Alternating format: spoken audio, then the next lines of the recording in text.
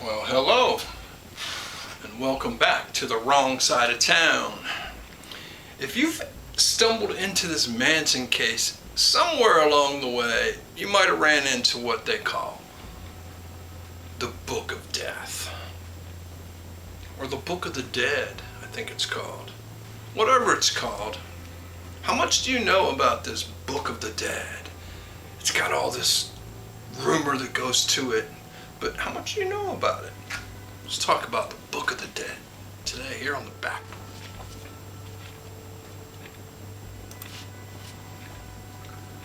The Manson family's Book of the Dead.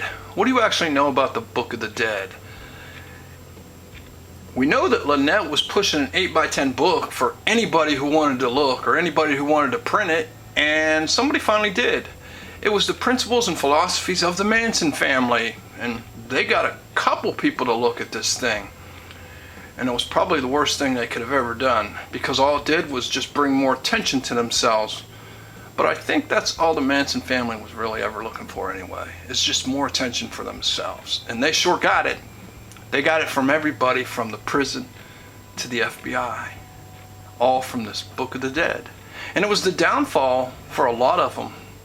A lot of them would end up spending a lot of time in jail for a book. Okay, let's not really get ahead of ourselves, because nobody actually went to jail for this book. Somebody ends up going to jail, and then somebody else gets ideas and they end up going to jail.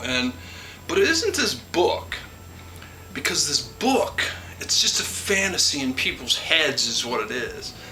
It was an article by the National Enquirer. Does that tell you anything? Does that give more validity to this book? Everything was staged about it. You can tell the photographs were staged. Come on, who stacks rifles and tells somebody to come in and do an interview? They don't. The people are looking like they're posing for these pictures, and they were for the National Enquirer. It was the Book of the... I wouldn't even doubt if that book wasn't a phony too. It wasn't just staged, where they put the Book of the Dead on it, and then they have the Manson family people, and people would buy that in the supermarket. They're gullible. The media is terrible, and that's where people start getting in trouble here, because Manson, he also made some... Manson has to be the one to make the promises, because everybody wants to see Manson. They don't want to see these chicks. They don't care less about these chicks. This is an article they probably wrote after that, you know? After they seen Manson, and then show Manson's pictures, because they had a lot of National Enquirer articles of him. Before this, he was pissed. He started sending threats to him. And mail threats, they talk about Sandy Good going to prison for mail threats. I don't know if they ever even dropped any of them in the mail, really. But Manson did. He mailed them all around the United States. And he even got the FBI involved. All because of this.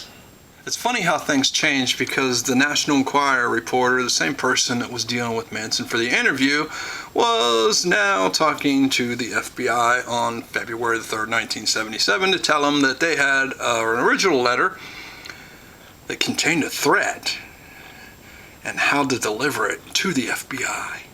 And it was by Manson. But not only was Manson writing the National Enquirer, other people in the Manson family were sending obscene telephone calls or harassing phone calls, all to the Enquirer, all for that interview. I bet you the National Enquirer was saying, man, was that interview really worth it? Now, it was brought to the attention of Los Angeles, Sacramento, San Diego, San Francisco, that the Manson family, top executives, National Enquirer victims, possible extortion, interstate harassing, and obscene telephone calls. They're making a list for these people, and they're going to check it twice and send some of them to prison for it. It wasn't just girls at this time. There was also guys that were part of the Manson family too. Dennis Rice. Actually, Dennis Rice even says in his paperwork that he is now in charge of the Manson family, of keeping it together, and he says it right here in the paperwork for the FBI. And he is also sending letters that they're taking as threats and making telephone calls that they're taking as threats, and he's wanting back photographs and tapes that the National Enquirer promised to Charles Manson. Rice indicated he was keeping the Manson family together while Charlie was in prison. States Rice made no threats, did not indicate antagonism, other than indicate Manson was not happy with the article or the photos in the publication of November the 23rd, 1996, and insisted that Manson had previously been promised the taped interview. The more I look at this, the more that it looks like less of threats from Manson and more made up bullshit. Because here's how the story goes. They're pushing things, of course. Hey, let's do an interview. So somebody agrees to it. And Manson says along the way, hey, can you do one with my girls too? Because he tries to bring everybody along. You know how that goes. You try to help out your friends, sort of thing. And then they agree to another interview, and he thinks that when they come in, they're coming in like everybody else does with cameras, and they're going to record him, and they're going to take pictures of him, and they're going to either videotape him or use a cassette recorder or whatever. And he thinks that he's going to get a copy, and he always asks if, even in some of these interviews, you can hear him at the end of it, hey, you're going to send me copies. He always wants copies of his stuff. And they always promise him, yeah, we can do that. Or they'll say at the end, oh no, you know we can't do that. They promise up front, yeah. And then in the end, they might say, nah, we can't. Or they'll keep on promising, yeah, and they never come through. And he didn't take kindly to that. And in some of Manson's writings, they might look like threats. And we'll look at some of them, because they do kind of look like threats. And he was pissed at these people at the National Enquirer for not sending him back his stuff. He wanted all the pictures that they took of him that they were now making articles of weekly, you know? And they had a lot of pictures of him. He was just mad. He was madder than a hornet. It was another time he got taken advantage of for who he was. And that Book of the Dead, you know, they probably set him up on that. Them poor girls, man. But they were looking for attention. They were attention hounds. Whores, actually, for attention. Everywhere they could get it, they were getting it. And sometimes that's not good news, especially when you get the attention from the FBI, like they did here. In November 1976, reporters, and they cut their names out, interviewed Charles Manson, and following publication of the story, both the reporters received a letter from Manson expressing displeasure concerning the article and demanding that a tape recording of the interview be furnished to him. He refused to provide Manson with the recording. I bet the reporters were scared because the Manson family was following them around. They followed him to a hotel in San Francisco. A hotel in San Francisco received a call from a male indicating to be with the Manson family, indicating that if a tape recording of the interview is not given to Manson by the guy left out, he had better be a good swimmer. One of the first calls they got was basically at the National Enquirer in Florida on December the 17th, and that came from Dennis Rice, and he also requested he send a copy of the taped interview between the reporters and Charles Manson, November the 12th, 1976. Manson didn't like what they wrote. He wanted a recording of it because he knew that's not what he said. That's how these reporters work. And then when they got in trouble, what did? They reported him to the FBI for threatening them. On February the 3rd, the National Enquirer reported. A reporter from Los Angeles contacted the alleged threat of Manson was broadcast on radio station KABC on December 24th, 1976. Christmas Eve, Manson puts a threat out. It was received by a reporter at KABC TV. According to the reporter, had the original letter which contains the alleged threat concerning delivery to the FBI. So now they got two letters going to the FBI because one KABC and the National Enquirer both reported it back. So that's how the media is working with the FBI here. Every time that they seem to get something that's threatening, they tell the FBI about it. And let's not have this go unnoticed. On February 4th, 1977, the guy that's sending all the well, they're not threats, but he's demanding this tape back. Now they're looking into Dennis Rice. California Department of Corrections, Sacramento advised Dennis Rice is currently on state parole. Yeah, because he tried to rob a gun store for the Manson family, and now when they start looking into that, conditions of his parole is that he not associate with the Manson family members. Dennis Rice is now on his way back to jail. Under the letter that he sent to the KABC, see KABC, but it just doesn't have the reporter's name there. It's Manson and Hollywood, California, KABC. Dear KABC, you are right, and you're not right. That is as from the way I look at it. I didn't see it, right? I'm negative about the press and such, right? I will take the defense there and say, not without reason, with press over courtrooms and over judges, with no truth over press, what makes them tell the people the truth? Each press is only selling what they can get away with, making some money, etc. You could call me negative, but that is a reflection.